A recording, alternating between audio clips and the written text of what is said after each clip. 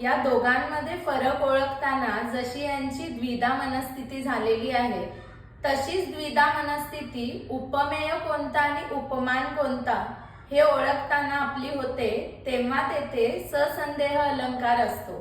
कोणता मानू चंद्रमा, भूवरीचा की नभीचा? चंद्र कोणता, वदन कोणते? शशांक मुख की मुख शशांक?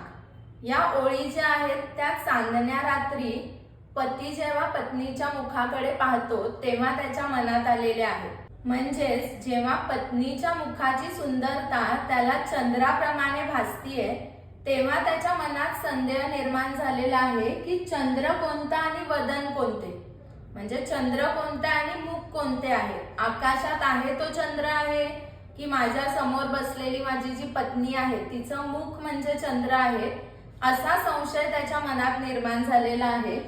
शशांक मुख की मुख शशांक ते? शशांक म्हणजे चंद्र, चंद्र म्हणजेच पत्नीचं मुख आहे की पत्नीचं मुख म्हणजे चंद्र आहे, या द्विधा मनस्थितीमध्ये तो अडकलेला आहे.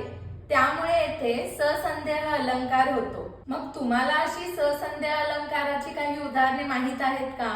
असतील तर ती मला कमेंट करून नक्की सांगा.